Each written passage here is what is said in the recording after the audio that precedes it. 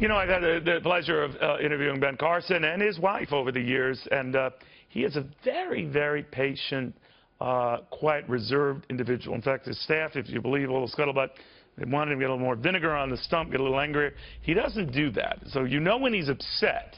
And I think it's fair to say today, reading in between the lines in his statements, he's upset. He just doesn't shout about it. The good doctor joining me right now.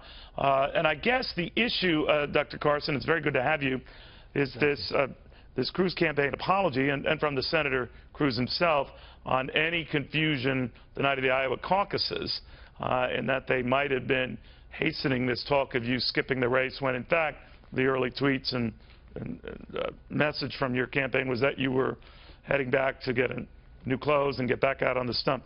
Be that as it may, he apologized. Not good enough. Why is it not good enough? Well, I always will accept the apology as a Christian, recognizing that we're all imperfect human beings. The question is, what's being done about it? When you see that there's a problem, what do you do about it? I noticed in my campaign that things were not as I expected. I talked about it, nothing changed. So I made some substantial changes, and things are much, much better now. If, in fact, Senator Cruz does not agree with the things that were done, with the deceit that was carried out, then I would expect that he would do something about it. If he does nothing about it, then it means he agrees with it. All right, so that means someone has to lose their job. Someone has to go, is what you're saying. I can't see how you do it otherwise. Or at least those people who are responsible should come out publicly and admit what they did and ask for forgiveness. But to simply try to brush it under the rug and say it doesn't matter doesn't make any sense. You know, those caucuses, my wife went to some of them. And at one of them, one of the Cruz people had spoken before she came in and, you know, tried to dissuade people and say that I wasn't really going to stay in the race. And she wasn't supposed to speak, but the people saw her. They wanted her to speak, and she did. So they knew who she was. But why did you your campaign release that tweet that night, confusing people? Because we saw it, too, when we were having our round-the-clock Fox Business coverage. And then that came up, and it confused a lot of people thinking, is he dropping out? What? It may have confused people, but let me just finish that story now. She spoke.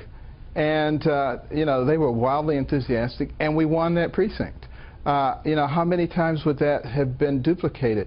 A lot of, you know, I had gotten a lot of intelligence that we were going to have tremendous showing that night, and we did not have a tremendous showing. And I believe that had something to do with it. But whether it did or not, the real issue is this. The reason I got in this race, one of the reasons, is because I'm so tired, like the rest of Americans, of deceit, deception, and no consequences, no responsibility for anything. You know, look what happened with the IRS and Lois Lerner. No responsibility. No, I understand, Doctor, why you're upset, but I was actually looking at how you did during the caucuses. You received a little over 9%, only 9.5% of the votes, better than 17,300 votes.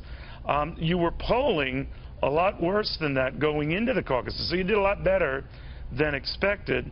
So I'm wondering, yeah, but I think it would have been a lot better than that. It would have been, yeah, I do believe that, because you know, we were seeing very large crowds, standing room only, doing double events, and you know, so many people were telling me that they had changed their mind and they couldn't wait, you know, and then to have, you know, your hopes disabused, somebody come along and say, well, he's out of it. That's very disappointing.